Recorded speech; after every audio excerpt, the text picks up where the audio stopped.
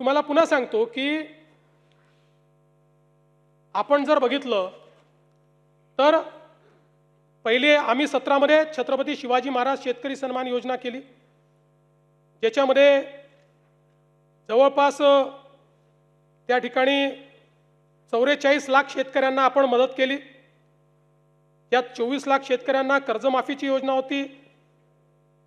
4.27 लाख शेतकऱ्यांनी एकवेळ समझोता केला। 14,89,000 शेतकऱ्यांना आपण प्रोत्साहनपर पैसे दिले। आणि मग जेव्हा महात्मा ज्योतिराव फुले शेतकरी कर्जमुक्ती योजना आली त्यावेळी रोहित पवारजी आपली माहिती चुकीची आहे। 2017च्या योजनेमध्ये लाभ मिळालेल्या म्हणजे छत्रपती शिवाजी महाराज योजनेत लाभ मिळालेल्या शेतकऱ्यांना 2019च्या कर्जमाफी योजनेतून वगळण्यात आलं, देण्यात नाही आलं, हे वगळण्यात आलं। त्यामुळे या ठिकाणी 17ला लाभ मिळालेल्या शेतकऱ्यांना महात्मा ज्योतिराव फुले कर्जमुक्ती योजनेत लाभ मिळालेला नाही, त्यांना वगळलेला आहे। म्हणून आपल्याला मिळालेली माहिती वस्तुस्थिती दर्शक नाही आहे। एवढंच नाही, 2008 साली देशामध्ये कर्जमाफी झाली, त्यानंतर 9 मध्ये आपण आणली महाराष्ट्रामध्ये, 8 नंतर। आता 9 मध्ये देखील आपण ज्यावेळेस आणली त्यावेळेस 8च्या माफीमध्ये जे समाविष्ट होते त्यांना आपण वगळलं आणि इतरांना आपण 20,000पर्यंत त्या ठिकाणी मदत केली। मर्यादा जी होती ती 20,000ची मर्यादा होती। जवळपास 34 लाख शेतकऱ्यांना 4,000 कोटी रुपये आपण 2009 साली दिले होते। आणि म्हणून हे काही पहिल्यांदा झालेलं नाही आहे। या प्रत्येक वेळी लगतची जी कर्जमाफीची योजना आहे त्या कर्जमाफीच्या योजनेतल्या जे पात्र झाले आणि ज्यांना लाभ मिळाला त्यांना वगळण्यात आलेलं आहे। आणि आपण जर बघितलं तर याच्यामध्ये परतफेडीच्या संदर्भातही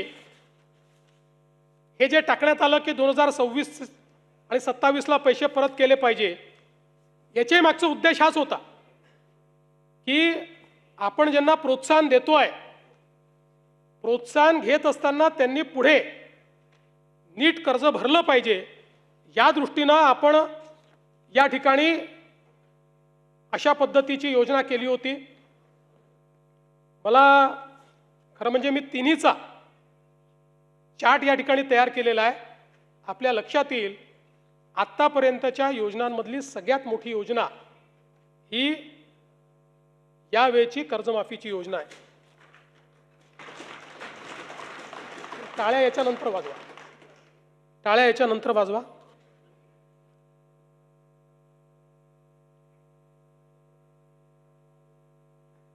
सातत्याने या संदर्भात अटी शर्ती आहे तशी मागणी होत होती। आज जवळपास आमच्या रणधीर सावरकरांच्या नेतृत्वात महायुतीचे सर्व आमदार मला भेटले आणि त्यांनी सगळ्यांनी मागणी केली की ही 50,000ची अट तुम्ही काढून टाका। त्यावेळी त्यांनाही मी आकडेवारी दाखवली। मी त्यांना हे सांगितलं की अट काढल्याने आमच्यावर 3-4 हजार कोटीचा भुर्दंड येईल, फार येईल असं नाही, 4,000 कोटीचा येईल, 5,000 कोटीचा येईल, पण शिस्तीचा भाग म्हणून आणलेली आहे। त्यांना दाखवलं की समजा 1 लाखापर्यंत नेली तर 2 लाख शेतकरी असे राहतात की ज्यांच्यावर त्या ठिकाणी त्यांना याचा फायदा मिळत नाही। पण तरी देखील सगळ्यांचं मत होतं की 2 लाख शेतकरी का सोडता, केवळ त्याच्याकरता शेतकऱ्यांमध्ये अशी भावना होईल की कोणाला ठेवलं आणि कोणाला वगळलं।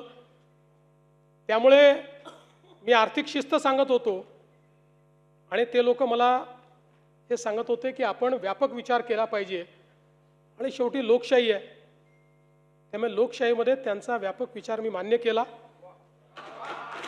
आणि आता हे जे महात्मा फुले कर्जमाफी योजनेतले जे लोक होते ज्यांना 50,000 रुपयापर्यंत आपण म्हटलं होतं त्यांनाही 2 लाखापर्यंत कर्जमाफी झाली। आणि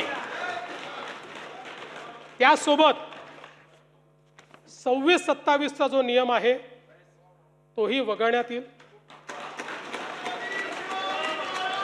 आता आपल्याकडे तर सगळं आहेच. 26 मध्ये कोणी कोणी पैसे भरले आहेत, जसं यांनी सांगितलं 95% लोकांनी पैसे भरले.